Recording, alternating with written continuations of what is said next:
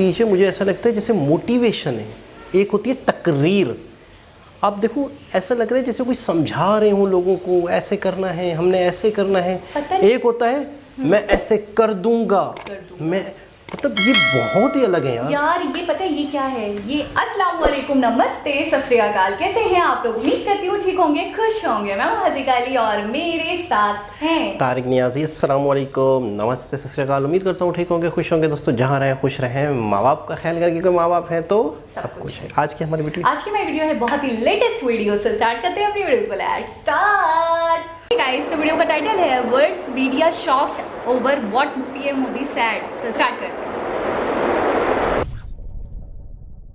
नमस्कार and welcome you to world affairs. मैं हूं प्रशांत धवन। नाउ स्वतंत्र दिवस की आप सबको हार्दिक शुभकामनाएं। और आपने नोटिस किया होगा कि हमारे प्राइम मिनिस्टर ने स्वतंत्र दिवस के स्पीच में एक बहुत ही इंपॉर्टेंट टारगेट दिया है देश को। ना पहली बात तो मैं वैसे आपको ये बता दूं कि इंडिया का इंडिपेंडेंस डे है तो दुनिया भर के वर्ल्ड लीडर्स ने अलग तरीके से स्पेशली इंडिया के लिए ट्वीट्स करी है। कई लीडर्स ने तो हिंदी में भी लिखा मैसेज, यहाँ पर आप देख पाओगे इमानुएल मैक्रों की ट्वीट है, इन्होंने हिंदी में भी एक पोस्ट करी है। उसके अलावा ऑस्ट्रेलिया के जो करंट प्राइम मिनिस्टर हैं एंथोनी अल्बनीसी, इन्होंने भी यहाँ पर स्पेशल लेटर लिखा इंडिया के लोगों के लिए। और जो बाइडन समेत व्लादिमीर पुतिन, दुनिया भर के जो मेजर कंट्रीज के वर्ल्ड लीडर्स हैं, उनकी तरफ से शुभकामनाएं आई है। शी जिनपिंग ऑब्वियसली इंडिया को ज्यादा कुछ कांग्रेचुलेट करेंगे नहीं, क्योंकि दोनों कंट्रीज के रिलेशंस काफी खराब हैं। मगर पूरा वर्ल्ड मीडिया आज के समय में देख रहा हूं कि एक पर्टिकुलर टॉपिक पर बहुत फोकस कर रहा है। वो ये है कि पीएम मोदी ने प्लेज किया है कि आने वाले 25 सालों में, मतलब कि 2047 का हमने यहाँ पर टारगेट लिया है, 2047 तक इंडिया को हम बनाएंगे एक डेवलप्ड कंट्री। ये सुन के काफ़ी जो बाकी डेवलप्ड कंट्रीज हैं, चाहे ऑस्ट्रेलिया हो, यूएस हो, इनके कान खड़े हो गए हैं कि इंडिया ने एक बहुत ही बड़ा टारगेट पकड़ लिया है कि डेवलपिंग से हम बन जाएंगे डेवलप्ड कंट्री। और जो ये डेवलप्ड कंट्री का टाइटल है, ये अचीव करने के लिए पीएम मोदी ने ये भी कहा कि देश को 5 प्रण लेने होंगे। पहला प्रण यहाँ पर यह है कि बहुत बड़े संकल्प लेके चलना होगा, क्योंकि अब देखिए जब आप एक डेवलप्ड कंट्री बनना चाहते हैं, अभी आपको बताऊंगा, आपको अपने कंट्री के जो मापदंड हैं ह्यूमन डेवलपमेंट इंडेक्स में पर कैपिटा इनकम के हिसाब से, ये बहुत ही ज़्यादा बढ़ाने होंगे। अभी जहां पर हम हैं वहां से लेकर डेवलप्ड कंट्री के टाइटल तक पहुंचने के लिए बहुत ज़्यादा मेहनत करने की आवश्यकता है। जो सेकंड प्रण है, यहाँ पर पीएम मोदी ये कहते हैं कि कॉलोनियल माइंडसेट का कोई भी जो ट्रेस हमारे अंदर है, इसको हमको मिटाना होगा। देखिए बिल्कुल, हम अगर हिस्ट्री पढ़े कोई बड़ी बात नहीं है, कल को थोड़ा सा एक इंफीरियोरिटी कॉम्प्लेक्स भी आ जाए कि ब्रिटिशर्स ने 300 सालों तक हम पे राज किया। एक इतना छोटा सा देश, एक टापू जिसने कोई प्रॉपर बैटल में भी हमको हराया था नहीं, एक एम्पायर ने हमारे इंटरनल डिविजन्स का फायदा उठाकर ही कई सालों तक हम पे राज किया, हम पर रेसिज्म किया हमारे देश में। तो ये बहुत ही इंपॉर्टेंट है कि हमारे मन के भीतर अगर गुलामी का एक भी अंश है तो उसे बचने नहीं देना है। ये यहाँ पर लैंग्वेज यूज करी है पीएम मोदी ने, और मेरे हिसाब से ये इंपॉर्टेंट भी है, क्योंकि आप ट्रूली एक ग्रेट कंट्री नहीं बन सकते जब तक आप एक गुलामी वाला माइंडसेट बिल्कुल हटा ना दो और अपनी जो रूट्स है, जो आपका ओरिजिन है, उसमें आप प्राइड ना लो। और तीसरा जो प्रण है ये यही है, take pride in our roots. चौथा प्रण है यूनिटी। बात सही है, अगर हम लोग एज ए कंट्री अलग रहेंगे तो जो 300 साल पहले हुआ था वही रिपीट हो सकता है। इट इज इंपॉर्टेंट कि हम लोग अपने आप को रीजन के हिसाब से ना देखें कि मैं पंजाबी हूँ, ये वहाँ का है, ये साउथ का है। इट इज इंपॉर्टेंट कि all of us see ourselves as Indians first. और जो फिफ्थ प्रण है ये है sense of duty among the citizens. अब ये बात तो देखिए हमारे संविधान में भी आपको मिलेगी कि नागरिकों की एक फंडामेंटल ड्यूटी है, मगर ये बात मेरे ख्याल से रिमाइंड करवाना भी बहुत ही इंपॉर्टेंट है कि एज सिटीजन्स हमारा भी बहुत स्टेक है हमारी कंट्री के डेवलपमेंट में, और हमारा भी एक कांस्टेंट एंडेवर बनता है कि हम इंश्योर करें कि लगातार हमारा कंट्री तरक्की करे और हम एक बेहतर सिटीजन कैसे बन सकते हैं। अब यहाँ पर आप यही पूछ सकते हो कि क्या इंडिया के लिए जेन्युइनली पॉसिबल है एक डेवलप्ड कंट्री बनना 25 सालों में। पहले अभी के लिए ये जान लो कि हम कहाँ पे खड़े हैं। हमारी जो नॉमिनल जीडीपी है ये है 3.3 ट्रिलियन। ये मैं आपको डेटा दिखा रहा हूँ आईएमएफ का। वर्ल्ड बैंक के डेटा के हिसाब से आपको दिखेगा 3.17 या फिर 3.18 ट्रिलियन डॉलर्स के आसपास। और उसके अलावा हमारी जीडीपी पर कैपिटा आप अगर देखोगे तो आपको मिलेगी $2,500 के आसपास। और इसलिए इंडिया को कहा जाता है एक डेवलपिंग कंट्री। और दुनिया भर में देखो, डेवलपिंग कंट्री होने का कोई ऐसा नहीं है कि क्लियर कोई यहाँ पर डेफिनेशन है कि आपने अगर ये कर लिया तो आप एक डेवलप्ड कंट्री कहलाए जाओगे। मगर ज़्यादातर वेस्टर्न वर्ल्ड में ये कहा जाता है कि जो देश ह्यूमन डेवलपमेंट इंडेक्स में बहुत ही अच्छा परफॉर्म करते हैं उनको ये कहते हैं डेवलप्ड कंट्री। क्योंकि देखो, एक बार को एक देश की इकोनॉमी बहुत स्ट्रांग होगी, उनकी सरकार के पास बहुत पैसा होगा, जब तक आम इंसान भी वहां पर एक बेहतर जिंदगी नहीं बिताएगा तो ओवरऑल उस कंट्री को आप डेवलप्ड कह नहीं सकते। फॉर एग्जांपल चाइना का केस आप अगर ले लो, चाइना की इकोनॉमी ओवरऑल इन पीपीपी टर्म्स यूएसए से आगे निकल चुकी है, नॉमिनल टर्म्स बिल्कुल यूएस की इकोनॉमी के आसपास है, मगर आप अगर पर कैपिटा इनकम देखो चाइना की तो आज भी $10,500 के आसपास आपको मिलेगी। बहुत ज़्यादा कम है। जो बहुत ही विकसित कंट्रीज हैं यूरोप के, वहाँ पे जीडीपी पर कैपिटा आपको $50,000 $60,000 के आसपास मिलेगी, क्योंकि आम आदमी वहाँ पे काफ़ी कमाता है, उसके पास ओवरऑल आप कह सकते हैं स्पेंडिंग पावर काफ़ी होती है। तो यूजुअली डेवलप्ड कंट्रीज मान के चलती हैं कि जब तक एक कंट्री की जीडीपी पर कैपिटा $20,000 के आसपास नहीं पहुंचती उसको ये डेवलप्ड कंट्री नहीं मानते। उसके अलावा एक और यहाँ पर फैक्टर आता है ह्यूमन डेवलपमेंट इंडेक्स का। कहा जाता है कि ह्यूमन डेवलपमेंट इंडेक्स का जो टोटल स्कोर है, अगर एक कंट्री का 0.800 से नीचे है तो उस कंट्री को हम एक डेवलप्ड कंट्री या फिर इवन एक एडवांस्ड इकोनॉमी नहीं कह सकते। और इस केस में इंडिया अभी कहां पर खड़ा है ये मैं आपको डायरेक्टली यूएन की ह्यूमन डेवलपमेंट वेबसाइट से दिखाता हूं। तो यहां पर आप देख पाओगे यूएनडीपी की वेबसाइट है। अब आप नोटिस करोगे कि ह्यूमन डेवलपमेंट इंडेक्स में जो कंट्री सबसे बेहतरीन परफॉर्मेंस देती हैं, फॉर एग्जांपल नॉर्वे, आयरलैंड, इनकी एचडीआई वैल्यू कितनी हाई है 0.955। तो इंडिया इनसे अभी बहुत कम आपको मिलेगा। आप देखोगे बाकी जो कई और देश हैं ये भी आपको काफी हाई एचडीआई वैल्यू वाले मिलेंगे। फॉर एग्जांपल सऊदी अरेबिया हो गया, रोमेनिया, इवन कजाकिस्तान की एचडीआई वैल्यू काफी हाई है। इंडिया को ढूंढने के लिए हमको यहाँ पे जाना होगा नीचे। इंडिया अभी खड़ा है 0.645 पे।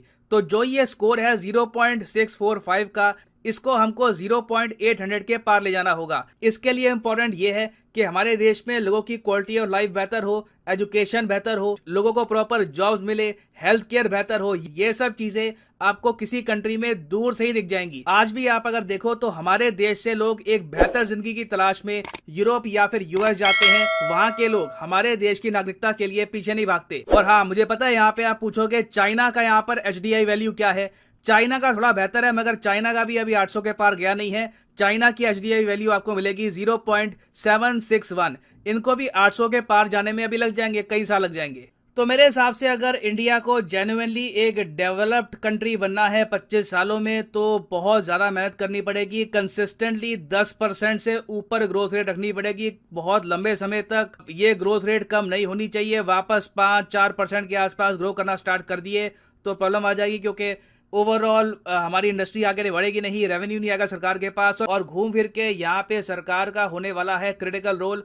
मेरे हिसाब से पहला काम सरकार को ये करना चाहिए कि फ्यूल को लेकर हमको आत्मनिर्भर बनना होगा। हमारी विदेशी मुद्रा जो कच्चे तेल के लिए देश के बाहर जाती है, ये हमको रोकना होगा, क्योंकि यही पैसा हम अपने लोगों की एजुकेशन, हेल्थ केयर पे खर्च सकते हैं, जिससे इवेंचुअली 25 साल नहीं तो 30-35 साल में इवेंचुअली हम एक डेवलप्ड कंट्री बन पाएं। और ये बात पीएम मोदी ने अपने स्पीच में कही भी है कि एनर्जी के मामले में आत्मनिर्भर होना बहुत ही इंपॉर्टेंट है ना। यहाँ पर मैं यही मेंशन कर दूं कि पीएम मोदी के स्पीचेस वैसे काफ़ी लंबे होते हैं। आप अगर बाकी प्राइम मिनिस्टर्स को देख लो, चाहे डॉक्टर मनमोहन सिंह हो या फिर अटल बिहारी वाजपेयी जी हो, दोनों के स्पीचेस इंडिपेंडेंस डे में होते थे मैक्सिमम 40 मिनट के या फिर ऑन एवरेज 30-35 मिनट के।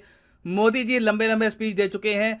2020 में इनका स्पीच टोटल 90 मिनट्स का था, उसके बाद 88 मिनट्स का हुआ। इस बार जो इनका स्पीच था रिलेटिवली छोटा था पिछले सालों से, मगर फिर भी काफ़ी लंबा था, 74 मिनट्स का स्पीच। मगर इस स्पीच में इंटरेस्टिंगली पीएम मोदी ने कोई बड़ी अनाउंसमेंट नहीं करी किसी स्कीम की। नहीं तो इससे पहले आपको याद होगा कि 2014 में पीएम मोदी ने शुरू किए थे 7 इनिशिएटिव्स, जन धन योजना, skill India, make in India, digital India, स्वच्छ भारत। फिर 2015 में startup India, stand up India वगैरह बहुत सी ऐसी स्कीम्स अनाउंस करी थी। बट इस बार मोदी जी ने कोई भी स्कीम, एक भी स्कीम का यहाँ पर मेंशन किया नहीं है। सिंपली यहाँ पे इन्होंने देश को बड़े टारगेट दिए हैं। कंट्री अभी के लिए कैसे इंप्रूवमेंट ला सकता है, सिटीजन्स खुद में कैसे इंप्रूवमेंट ला सकते हैं, इस पर फोकस किया है। तो बाकी के स्पीच में आप अगर देखो तो पीएम मोदी ने 2 चैलेंजेस की बात करी है कि 2 चुनौतियां हैं देश के सामने आज के समय बहुत बड़ी। पीएम मोदी ने कहा है कि पहली चुनौती है करप्शन। करप्शन बिल्कुल हमारे देश के सामने एक बहुत ही बड़ा चैलेंज है। अगर आप ट्रांसपेरेंसी इंटरनेशनल के करप्शन परसेप्शन इंडेक्स को देखो तो भारत की रैंक आज भी बहुत खराब है। 85th आपको मिलेगी इंडिया की रैंक, जबकि चाइना की रैंक इंप्रूव होकर पहुंच चुकी है 66 पर। तो पीएम मोदी ने यहां पर यह कहा है कि जो लोग करप्शन करते हैं उनको शेम करना बहुत ही इंपॉर्टेंट है, और इन्होंने कैटेगोरिकली ये कहा कि जिन्होंने इंडिया को लूटा था दे विल हैव टू पे। उसके अलावा ना करप्शन के अलावा पीएम मोदी ने ये कहा कि सेकंड चैलेंज इंडिया के सामने है डायनेस्टी पॉलिटिक्स का। बेसिकली इन्होंने यहां पर बात करी नेपोटिज्म की, डायनेस्टी की, कि कैसे वंशवाद चलता आता है, बहुत लंबे समय तक एक ही फैमिली के लोगों को मिलती है अपॉर्चुनिटी। ऑफ कोर्स यहाँ पे ये जो स्टेटमेंट है थोड़ी पॉलिटिकल भी है। जो इंडियन नेशनल कांग्रेस है ये स्टेटमेंट सुन के काफी गुस्सा हो गई। इन्होंने पलट के जवाब दिया कि अमित शाह के जो बेटे हैं जय शाह, उसके अलावा ज्योतिरादित्य सिंधिया, तो इस स्टेटमेंट को लेकर थोड़ी सी पॉलिटिक्स हो गई। मगर देखिए नेपोटिज्म दुनिया भर में एक प्रॉब्लम तो है, और कहीं ना कहीं एक बहुत ही कंट्रोवर्शियल टॉपिक है कि इससे हम कैसे डील करें। फिर इन सब के बाद पीएम मोदी ने यहाँ पर फोकस किया है विमेन एम्पावरमेंट पर, विमेन को रिस्पेक्ट करने पर पीएम मोदी ने काफी जोर दिया। ये बात आप सबको पता होगी, आप नॉर्थ इंडिया में रहते हैं तो आपने फील किया होगा। पहली बात तो लोगों को ना एक बैड वर्ड्स यूज करने की आदत बहुत ज़्यादा बढ़ गई है। उसके अलावा जो ये बैड वर्ड्स है आप देखोगे ज़्यादातर विमेन को ही टारगेटेड होते हैं, तो इससे एक बहुत ही ज़्यादा खराब मेंटेलिटी भी बनती है सोसाइटी में। मैं चाहता हूं ये जो छोटी सी क्लिप है ये आप देखें। लेकिन मेरे भीतर का दर्द मैं कहां कहूंगा, देशवासियों के सामने नहीं कहूंगा तो कहां कहूंगा। और वो है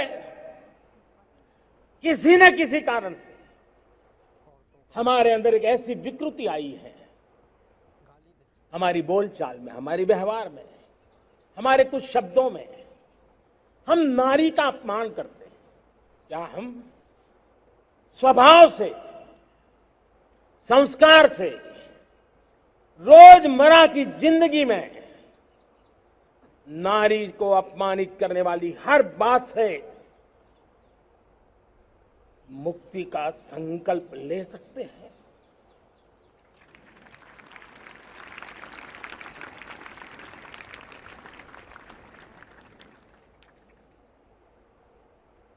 नारी का गौरव राष्ट्र के सपने पूरे करने में बहुत बड़ी पूंजी बनने वाला है। यह सामर्थ्य मैं देख रहा हूं। बहुत ही ज़्यादा इंपॉर्टेंट इशू रेस किया है हमारे देश के पीएम ने, और मैं वैसे आपको ये बता दूं कि ये एक बहुत ही ज़्यादा प्री रिक्विजिट भी है एक डेवलप्ड कंट्री बनने का। कोई भी विकसित देश आप अगर देखो तो वहां पर नारी का सम्मान किया जाता है। उस देश की जो फीमेल्स हैं वो इकोनॉमी में कंट्रीब्यूट करती हैं, वो सेफली अपने घर के बाहर निकल सकती हैं, उनको एक सेंस ऑफ सेफ्टी रहती है। इंडिया में मैं कहूँगा कि हमको हमारे बोलचाल में, व्यवहार में, ऑल टुगेदर वुमेन सेफ्टी पर, वुमेन एम्पावरमेंट पे अभी बहुत ज्यादा काम करना है, तभी ओवरऑल एज ए कंट्री हम इम्प्रूव कर पाएंगे। नाउ इस सब के अलावा पीएम मोदी ने यहाँ पर टेक एड की भी बात करी है कि देश का टेक एड आ चुका है, मतलब कि एक ऐसा समय अब देश का आ चुका है जहां पर टेक्नोलॉजी की फील्ड में इंडिया काफी तरक्की करेगा। पीएम मोदी ने कहा है कि 5G बहुत ही जल्द देश में आ जाएगा। 5G का रिसेंटली आपको पता होगा कि ऑक्शन हुआ है, सरकार को 1.5 लाख करोड़ से भी ऊपर की कमाई हुई है। बिलियन डॉलर में कितने हो गई ये? रफली हम यहाँ पे बात कर रहे हैं 190 बिलियन डॉलर्स के आसपास, एक ह्यूमंगस अमाउंट है। ये पैसा जो प्राइवेट कंपनीज है इंडिया में, रिलायंस, वोडाफोन, एयरटेल, ये सब देगी भारत सरकार को, तो सरकार को मैसिव अर्निंग हुई है यहाँ पर। और आपको पता होगा कि बहुत ही जल्द हमारे देश में मैसूरू में एक बहुत ही मेजर सेमीकंडक्टर प्लांट भी ओपन होगा। करीब 23,000 करोड़ की लागत से ये प्लांट बनाया जाएगा। तो काफी पॉजिटिव बातें थी, पीएम मोदी ने इनका मेंशन किया है, मगर कोई स्कीम यहाँ पे इन पर्टिकुलर इसका भी मेंशन हुआ नहीं है ना। यहाँ पे मैं जानना चाहूंगा आपका ओपिनियन, आपके हिसाब से क्या हम लोग जेन्युइनली 25 सालों में एक डेवलप्ड कंट्री की श्रेणी में आ सकते हैं? और अगर आप मानते हैं कि आ सकते हैं तो उसके लिए इंडिया को एक मेन काम क्या करना होगा, ये भी ऐड करिएगा अपनी कमेंट में। अगर आपकी कमेंट बहुत अच्छी हुई, काफ़ी आपने उसमें इन डेप्थ जानकारी दी, तो मैं कोशिश करूंगा उस कमेंट को पिन भी कर दूं कुछ समय के लिए, ताकि बाकी लोग भी वो कमेंट देख पाए। बाकी मैं कोशिश करूंगा कि मैक्सिमम जो कमेंट्स हैं उनको हार्ट भी दूं। तो लिखिएगा अपने थॉट्स के बारे में in the comment section below. और फाइनली यहाँ पर मैं ये भी ऐड कर दूं कि आप किसी भी एग्जाम की तैयारी कर रहे हैं, चाहे बैंक, SSC, नीट, IIT, किसी भी एग्जाम की आप प्रिपरेशन कर रहे हैं, वीडियो की कमेंट सेक्शन में जाओ, पिन कमेंट में आपको मिलेंगे यहाँ पे ये सब link. For example let's say आप प्रिपेयर कर रहे हैं फॉर यूपीएससी, तो यूपीएससी के लिंक पर करो, यहाँ पर क्लिक, और यहाँ पे आप परचेज कर पाओगे द कोर्स। जी जनाब, बहुत आला। जी जनाब। अच्छा, तकरीबन 90 मिनट्स की स्पीच, 80 मिनट की मेरे ख्याल में, नहीं 74 मिनट 74 मिनट्स की। अच्छा, वो ये कह रहे हैं कि पिछली स्पीचेस से अगर थोड़ी सी थोड़ा कम, सा इसका मुआवजा करा जाए तो कम, लेकिन फिर भी इनकी एक हिस्ट्री रही है, ये कह लें, या फिर दूसरे प्राइम मिनिस्टर से अगर कंपैरिजन करें तो इनकी स्पीच वैसे ही लंबी होती है, कभी 88 मिनट्स की, कभी 94 मिनट्स की। तो बड़ी बात है कि मोदी जी हर चीज़ समझाने वाले अंदाज में कहते हैं। अच्छा, एक चीज़ और टाइम लेते हैं। एक चीज़ मुझे ऐसा लग रही है कि एक तो होते हैं भाषण, इनकी जो स्पीच है मुझे ऐसा लगता है जैसे मोटिवेशन है, एक होती है तकरीर। आप देखो, ऐसा लग रहा है जैसे कोई समझा रहे हो लोगों को, ऐसे करना है, हमने ऐसे करना है। एक होता है मैं ऐसे कर दूंगा, मैं, मतलब ये बहुत ही अलग है यार। ये पता है ये क्या है, ये अकेले नहीं चलना चाहते, ये पूरी कौम को साथ लेकर चलना चाहता है। ये अकेले तरक्की नहीं करना चाहते, क्योंकि अकेले से कुछ नहीं होगा। ये चाहते हैं पूरी कौम मेरे साथ तरक्की करे, सबका। अच्छा, अभी इन्होंने बताया कि डेवलपिंग और डेवलप्ड कंट्रीज में कोई एक ऐसा पैरामीटर नहीं है जिससे हम नाप तोल करके बता दें कि ये डेवलप्ड है और ये डेवलपिंग कंट्रीज है। तो उन्होंने बताया क्वालिटी ऑफ लाइफ, जिस कंट्री का क्वालिटी ऑफ लाइफ सबसे अच्छा है, वहाँ के रहने वालों का, वहाँ के रहायशियों का, वहाँ की आवाम है, जनता है, वो सेटिस्फाइड है, उनको हर सहूलत मुहैया है, वो डेवलप कंट्री, उसी बेसिस पे कहा जाता है। लेकिन एक बहुत बड़ा स्टेटमेंट, बहुत बड़ा अपने आप में स्टेटमेंट के बाकायदा 25 साल बाद, अच्छा मुझे याद आता है, एक अपने आप को डेवलप कंट्री हम कर देंगे, ये अपने आप में एक टारगेट सेट हो गया, बहुत बड़ी बात। मुझे लगता है हो जाएगा, पता नहीं क्यों मेरे दिल से फीलिंग्स आ रही हैं, गट फीलिंग्स आ रही हैं। असल में इनकी ये सोच है या इनका एक मकसद है कि इंसान, देखिए सबसे पहले तो इंसान अपनी सोच तो बड़ी करे।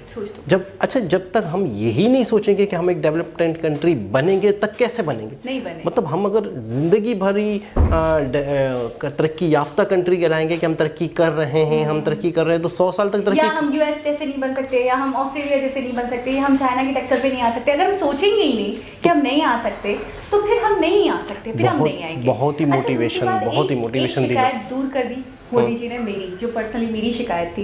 मैंने आई थिंक पहले की कुछ वीडियोस में जिक्र भी किया था कि मुझे बहुत अफसोस होता है कि कहीं पे विमेन के बारे में कोई बात नहीं होती, कोई विमेन के लिए, उनकी एम्पावरमेंट के लिए, उनके लिए आवाज़ नहीं उठाता, उनके लिए बात नहीं करता, उनकी इज्जत के लिए, उनके एहतराम, उनकी तौकीर की बात नहीं होती, उनकी एक साइड बाय साइड काम करने की, उनका इक्वलिटी की बात नहीं होती है कि जितने मेल्स को राइट्स मिलने चाहिए, जितने मेल्स हैं, जितने मेल्स इंपॉर्टेंस के हामिल हैं, जितनी वैल्यू उनकी है उतनी फीमेल्स की भी है। लेकिन मेरे दिल की शिकायत दूर हो गई, मेरे दिल में एक बोझ था जो मुझे बुरा लग रहा था कि इंडिपेंडेंस में पे किसी हमारे मुल्क में तो बात नहीं हुई, लेकिन कम से कम खुशी हो रही है कि वहाँ के पीएम ने तो कम से कम आवाज़ उठाई, बात करी, और बहुत अच्छे तरीके से बात करी कि हमारे यहाँ एक कल्चर बन चुका है, ऐसे कह लें, या फिर शायद हमारे बिहेवियर ऐसे हो गए हैं कि बैड वर्ड्स यूज़ करना, लड़कियों को एक तरीके से ताने कसना, और इस तरीके से बुरे जुमले, बुरे अल्फाज जैसे हम कहते हैं अपने ज़बान में, तो उसको बहुत आम हो गया है, वो रवाज बन गया है, उसको कोई गलत नहीं समझता। जबकि आप ये नहीं सोचते हो कि अगले के दिल पे क्या गुजरती है, एक लड़की उसके दिल पे क्या गुजरती है, उसको इतना बुरा लगता है। वो भी किसी की बहन है, वो भी किसी की माँ है, अक्सर ये नहीं सोचते हैं। और मुझे लगता है कि इनका जो इशारा है वो ये है कि अक्सर लड़के अक्सर आपस में जो रफ बातचीत कर जाते हैं, उसमें थोड़ी सी गाली गलौज कर जाते हैं, उनके अंदर फीमेल का जिक्र होता है। मुझे ऐसा लग रहा है कि शायद उस चीज़ का ये है नहीं, मुझे ऐसा लग रहा है कि मोदी जी बात कर रहे हैं, तो मुझे लग रहा है, आपको क्या लग रहा है, उसी तरफ इशारा कर रहे हैं जो अक्सर लड़के। लेकिन सम्मान और इज्जत और तौकीर की बात क्यों करेंगे? नहीं, गाली गलौज में हर वक्त किसका नाम आता है? यही मैं कह रहा हूँ कि अक्सर 100% उन्हीं की तो बात हो रही है, उन्हीं की इज्जत और सम्मान की बात उन्हीं की हो रही है, और वही कह रहे हैं एक तर्ज बन गया है, आपको फील भी नहीं होता। तो वाकई ये चीज़ आप भी देखें ना, हमारे यहाँ भी बहुत आम हो चुकी है। तो मतलब कि ऐसा लग रहा है जैसे कोई टीचर हैं यार, मतलब कौन कहेंगे कि ये इंडिपेंडेंस डे पर किसी प्राइम, मतलब कमाओ, मैं हैरान हूँ। आप बताएं कि आपका कभी दिमाग गया कि यार हमेशा गाली गलौज में इस तरीके से देखिए, मैं पता क्या लगता है? मिसाल के तौर पे कि अगर मुझे कहा जाए कि एक पीएम है नरेंद्र मोदी, उनकी स्पीच लिखनी है, मैं तो कहूँगा लाओ जरा दो क्या क्या काम किया, मैंने जो करवाए हैं जरा इनके काम लाए। नहीं, मैं मुझसे लिखने को कहा जाए कि आपने इनकी तकरीर लिखनी है, तो सबसे पहले तो मैं जो इन्होंने किया है, जो कंट्री को दिया है, जो उतना कुछ किया है कि मैं कहता हूँ 3 घंटे तो वहीं ख़त्म हो जाए। कम ही 3 लेकिन घंटे। कम ख़त्म हो जाए, मतलब 3 घंटे वहीं ख़त्म, ठीक है ना, ठीक है ना।